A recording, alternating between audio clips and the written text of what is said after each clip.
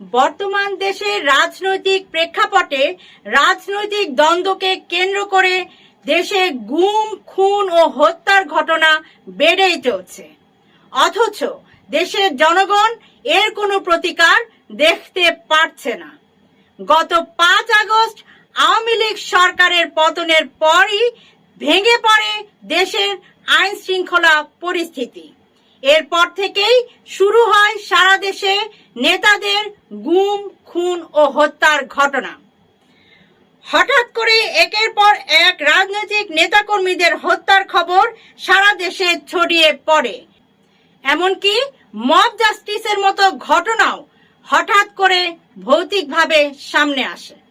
রাজনীতির মাঠে কোনো দলের পরাজয় হলেই যেন যে কোনো দলের নেতাকর্মীদের উপর গুম, খুন, হত্যাযজ্ঞ একটি নিয়মে পরিণত হয়ে যায়। যখন যে যেভাবে পারছে রাজনৈতিক ইস্যুকে কেন্দ্র করে দেশে মানুষ হত্যার মতো ঘৃণিত কাজকে বৈধতা দিয়ে ফেলছে।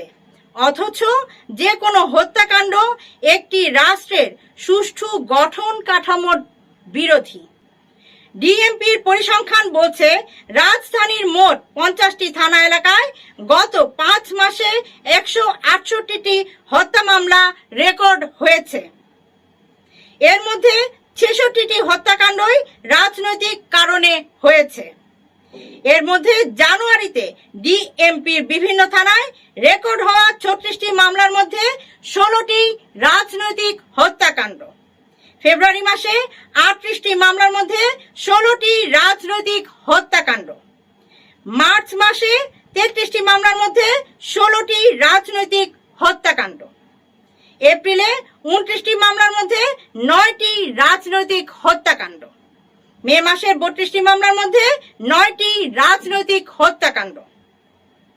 রাজধানীর বাড্ডার গুদারাঘাট এলাকায় গুলশান থানা বিএনপি যুগ্ম আহ্বায়ক কামরুল আহসান সাধনকে প্রকাশ্যে গুলি করে হত্যা করে দুর্বৃত্তরা। গত 25 মে রাতে সংঘটিত ওই হত্যাকাণ্ডে এখনো কাউকে গ্রেফতার করতে পারেনি আইন শৃঙ্খলা রক্ষাকারী বাহিনী। স্বজনদের দাবি, রাজনৈতিক কারণে হত্যা করা হয়েছে বিএনপির এ নেতাকে। এর আগে গত 19 এপ্রিল রাতে রাজধানীর হাতিরঝিল থানাধীন নয়াটোলা মোড়ল গলিতে গুলিবিদ্ধ হন মতিঝিল থানার 36 নম্বর ওয়ার্ড যুবদলের সদস্য আরিফ শিকদার। ঢাকা মেডিকেল কলেজ হাসপাতালের আইসিইউতে 2 দিন মৃত্যুর সঙ্গে লড়ে অবশেষে মারা যান তিনি।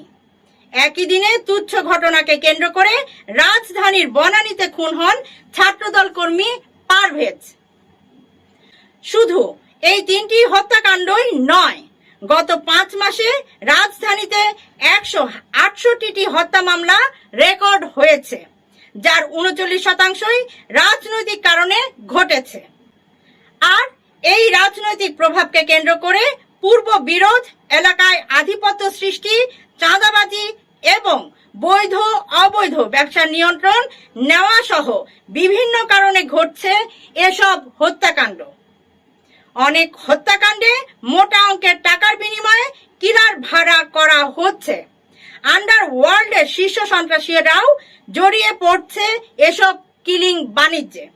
অপরাধ বিশ্লেষক মৌলানা ভাসানী বিজ্ঞান ও প্রযুক্তি বিশ্ববিদ্যালয়ের ক্রিমিনোলজি অ্যান্ড পুলিশ সায়েন্স বিভাগের শিক্ষক মোহাম্মদ আব্দুল কাদের মিয়া বলেন, সরকার যদি কঠোর হয় এবং পুলিশ কাজ করার ক্ষেত্রে আরো সাহসী ভূমিকা রাখতে পারে তাহলে রাজনৈতিক হত্যাকাণ্ড কমে যাবে।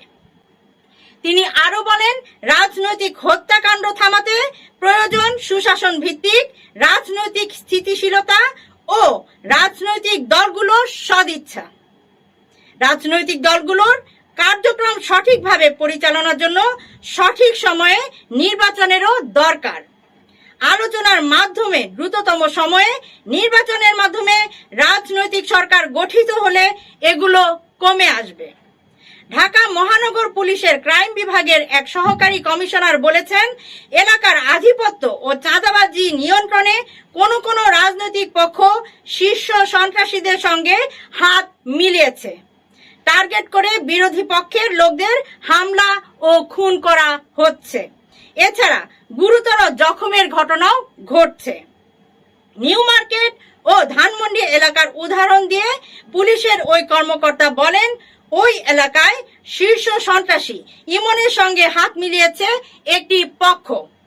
সর্বশেষ 18 মে রাজধানীর নিউ মার্কেট থানাধীন সেন্ট্রাল রোডে কলাবাগান ওয়ার্ড বিএনপির কর্মী সাইফ হোসেন মুন্নাকে কুপিয়ে গুরুতর জখমের পেছনে হাত রয়েছে ওই শীর্ষ সন্ত্রাসীদের। উল্লেখ্য, সাম্প্রতিক সময়ে চাঞ্চল্যকর রাজনৈতিক হত্যাকাণ্ডের মধ্যে অন্যতম গুলশান থানা বিএনপির যুগ্ম আহ্বায়ক কামরুল আহসান সাধনকে হত্যা। সূত্র বলছে, কামরুল হত্যা নেপথ্যে ছিল পূর্ব বিরোধ ও এলাকার আধিপত্য। এ হত্যায় আন্ডারওয়ার্ল্ডের গডফাদারদের হাত রয়েছে বলে জানা যায়। বিশেষ করে গুলশান ও বাড্ডা এলাকায় শীর্ষ সন্ত্রাসীদের নামে তোলা চাঁদার টাকা নিয়েই ঘটে বিপত্তি। বাড্ডা থানার ভারপ্রাপ্ত কর্মকর্তা সাইফুল ইসলাম বলেন, ঘটনাস্থলের আশেপাশের সিসি ক্যামেরার ফুটেজে 2 আসামিকে শনাক্ত করা হয়েছে। তবে তারা ওই এলাকার না, ধারণা করা হচ্ছে খুনিরা ভাড়াটে কিলার। এ বিষয়ে জানতে চাইলে ডিবি তেজগাঁও বিভাগের ভারপ্রাপ্ত উপকমিশনার মোহাম্মদ রাকিব খান বলেন, আরিফ শিকদার হত্যাকাণ্ডে এখন পর্যন্ত আমরা 5 জনকে গ্রেফতার করেছি। সর্বোচ্চ গুরুত্ব দিয়ে মামলাটি তদন্ত করা হচ্ছে। রাজধানীর বেশিরভাগ এলাকায় এমন হামলা সংঘর্ষের ঘটনা ঘটছে। কেউ মারা গেলেই বিষয়টি আলোচনায় আসছে। উদ্ভূত পরিস্থিতিতে চরম আতঙ্কে আছেন রাজধানীবাসী। তবে ডিএমপি শীর্ষ কর্মকর্তারা বলেছেন, রাজধানীর আইন শৃঙ্খলা পরিস্থিতি নিয়ন্ত্রণে আছে। গত বছর জুলাই আগস্টে নিহতের ঘটনায় এখনো মামলা নেওয়া হচ্ছে। এ কারণে হত্যা মামলার সংখ্যা বেড়েছে। তবে দেশের রাজনৈতিক প্রেক্ষাপট ধরে সার্বিক পরিস্থিতি যাই হোক না কেন, যে কোনো রাজনৈতিক দলের পতনের পরপরই রাজনৈতিক দলগুলোর ব্যক্তি আক্রোশের জের ধরে হত্যা, গুম, খুনের মতো গুরুতর অপরাধের পুনরাবৃত্তি আর দেশের জনগণ দেখতে চায় না। এর জন্য প্রয়োজন জনগণের দ্বারা নির্বাচিত যে কোনো ক্ষমতাসীন সরকার ও প্রধান বিরোধী দলগুলোর একাগ্রতা, সেই সাথে আইন শৃঙ্খলা বাহিনীর সুষ্ঠু ও গঠনতান্ত্রিক নিয়মের তৎপরতা।